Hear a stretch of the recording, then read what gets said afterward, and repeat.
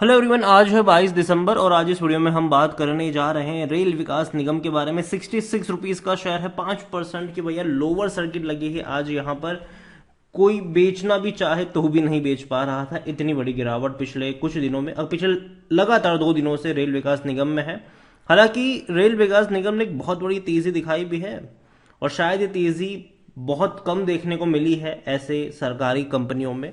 Video में हम discuss करेंगे कि रेल विकास निगम जब 66 रुपीज़ के आसपास ट्रेड कर रहा है, जब लगातार गिरावट देखने को मिल रही है, तो क्या ये गिरावट और कुछ दिनों तक जारी रह सकती है कि नहीं, उसके बारे में हम यहाँ पर बातचीत भी करेंगे। लेकिन उससे पहले अगर आपने अभी तक चैनल को सब्सक्राइब नहीं किया है तो प्लीज़ अभी इसे सब्सक्राइब कर लीजिए, क्योंकि आगे भी बहुत सारे वीडियोस हैं जो आपको काफ़ी ज़्यादा हेल्प करेंगे।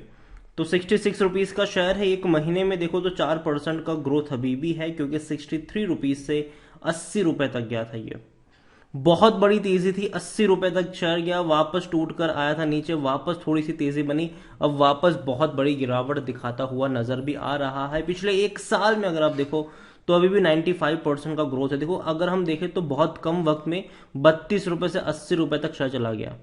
लेकिन अब करेक्शन आया है और मैंने पहले भी कहा था कि देखो करेक्शन आएगा, क्योंकि जाहिर सी बात है एक हेल्दी करेक्शन आना यहाँ पर बनता है। लेकिन हालांकि इस बार का जो इतना बड़ा करेक्शन जो आया है उसकी वजह हेल्दी करेक्शन नहीं, बल्कि इसकी वजह कोविड का जो बढ़ते हुए खतरा है वो बताया जा रहा है।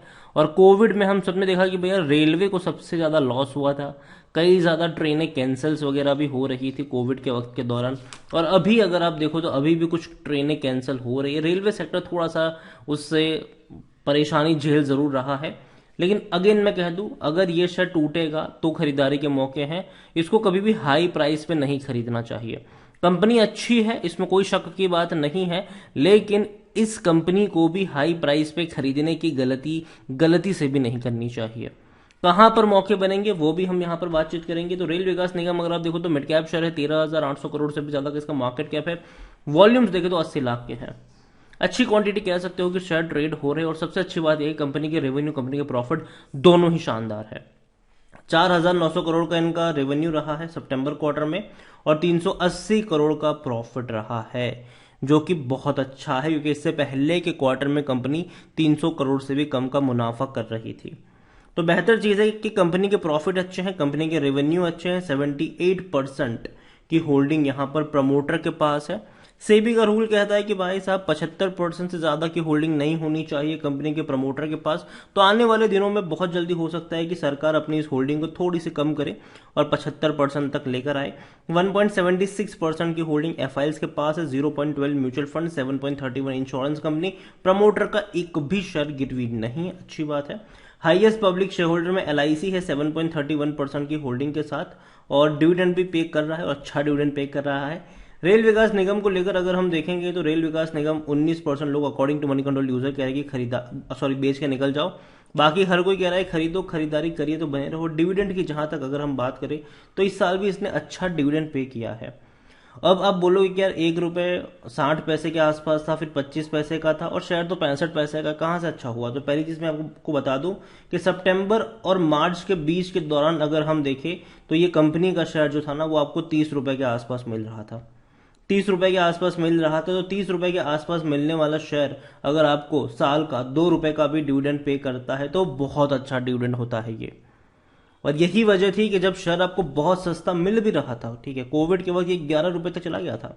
कई सारे वीडियोस मैंने बनाए थे कि खरीदो खरीदो खरीदो और भूल जाओ, खरीदो और भूल जाओ। इवन 30 पे था, 32 पे था, 25 पे था, 22 पे था, कई सारे वीडियोस थे। लेकिन जब 50 रुपए के ऊपर निकला था तो मैंने कहा था कि अभी मौके हैं लेकिन रिस्क ज्यादा है, रिवॉर्ड कम है। 60 रुपए के ऊपर तो कभी भी इसको नहीं खरीदना चाहिए। और अभी भी मेरी वही रिकमेंडेशन रहेगी कि एक हाई प्राइस पर खरीदने की मैं सलाह नहीं दूंगा।